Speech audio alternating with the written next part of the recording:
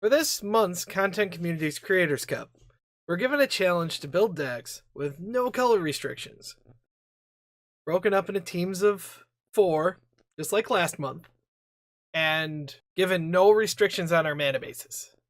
But all of the cards in the main deck had to be Pauper legal. Not just Arena Pauper legal, but Pauper in general legal, which actually opened up about 10 extra cards that are not legal in the format, including Gravedigger, Murder, and Lightning Strike. There was one card removed from our pool that we weren't allowed to play with. That was Persistent Petitioners. Also, half of our non-lands had to be creatures. At least half of those had to share a tribe. So, humans, trolls, clerics, whatever. If you don't know what the Content Community Creators Cup is, there are some sweet links in the description down below. Look it up. It's a group of 40 small content creators that have gotten together, and each month we're given deck building restrictions. It's a great chance for all of us to collaborate, to make content, to really flex that deck building muscle with random deck building restrictions. So let's get going over to the deck tech. My team's tribe we chose for the month is humans. So at least half of the deck had to be humans. And given the large variety of humans you actually have to choose from in Standard, I tried to at least include a sub-theme on all my human decks. So if I have human decks that I built, like there were also enough warriors to where that human deck also counted as a warrior deck, and cleric deck, etc. This is the one. This is my primary deck for the challenge this month. It is black-white clerics, which is also humans. Here we go. We got 2 Hunted Witness. It is 1 mana for a 1/1 white human creature. And when it dies, you create a 1/1 white soldier creature token with lifelink. We have a 4 of Stronghold Confessor, which is 1 black mana for a 1/1 human cleric with menace. And also has a kicker of 3. You pay its kicker cost and enters the battlefield with 2 1/1 counters on it. Now, 4 mana for a 3/3 menace in Pauper, especially Arena Pauper, is about the going rate. And 1 mana for a 1/1 menace is also not the worst thing in the world. To help combat our probable aggro mirrors that we're going to be running into, I have a 4 of Impassioned Orator, which is 1 and a white for a 2/2 human cleric. Whenever another creature enters the battlefield under my control, I gain 1 life. Dusk Legion Zealot, a 3 of. I imagine this deck as basically the Orzhov Church going out and having soldiers to go collect taxes. People don't want to pay their taxes, you have to send out the soldiers to kind of take care of that problem. But without, a strong military presence, the ability for any organization to be able to collect tithes can be hampered.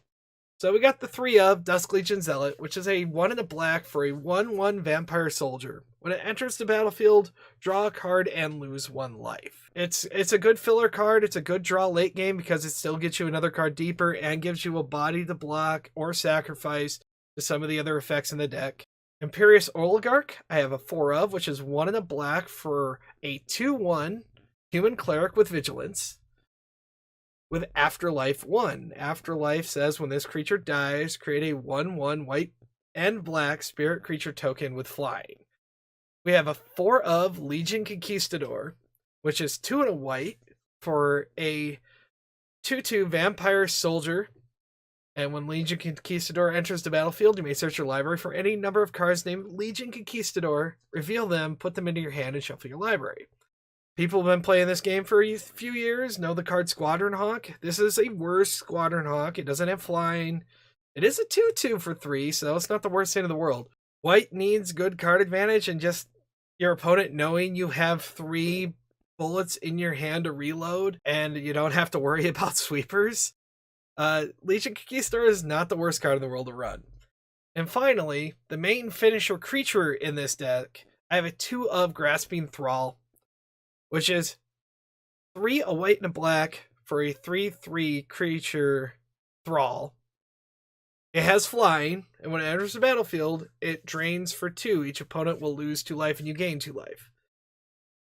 Alright, let's go to the instant and sorcery package. We have a 2 of Fungal Infection, which is 1 black mana. For target creature gets -1/-1 till end of turn. Create a 1/1 green Saproling creature token. This is really useful if an opponent decided to go rats or has a bunch of X1s laying around.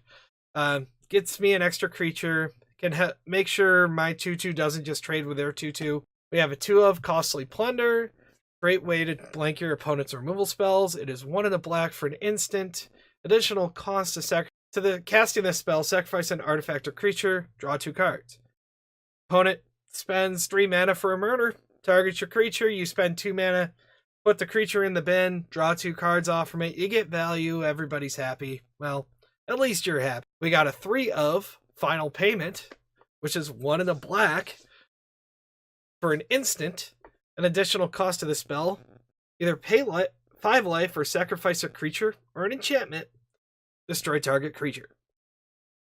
2 mana for unconditional removal in Pauper. On Arena is like, this is it. The 5, sometimes you pay the 5 life, usually you're sacrificing the creature because you're getting a token back anyways, or you got ways to dig them back out of the yard. We got a 3 of Murder. One of those cards that are Pauper legal, they're just not Pauper on Arena, which is just 1 black, instant speed, destroy target creature. Really good card advantage in this deck is Dead Revels. 3 in a black for a sorcery that has Spectacle for 1 in the black. Return up to 2 target creature cards from your graveyard to your hand.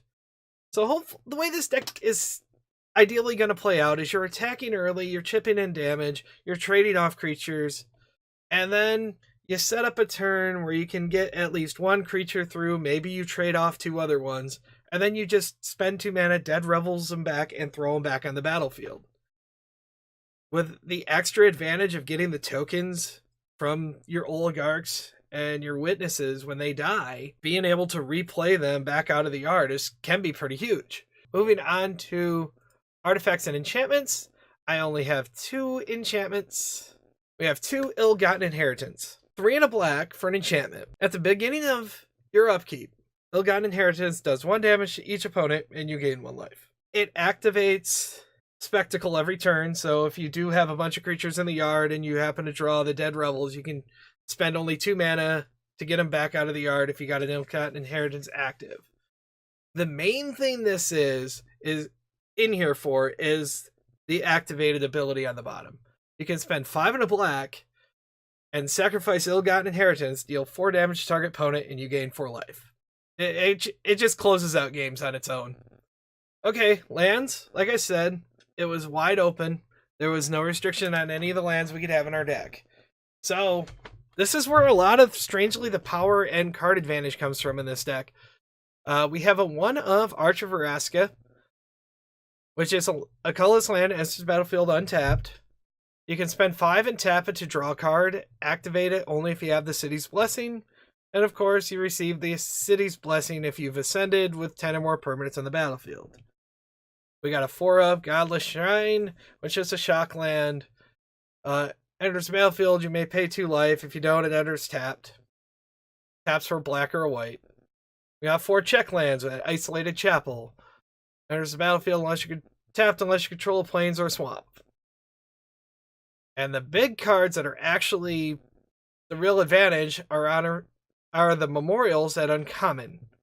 Memorial Folly enters the battlefield tapped. You can spend 2 in a black and sack Memorial Folly to return target creature from your graveyard to your hand. 2 of Memorial Glory, which enters the battlefield tapped and taps for a white. And it has 3 in a white and sack to create 2/1/1 white soldier creature token. Then we also have 5 plains and 6 swamps. Thanks for watching the video. If you like what you saw, consider subscribing. You can follow me on Twitter @GeekLukeG. This is Couch Troll Brewing.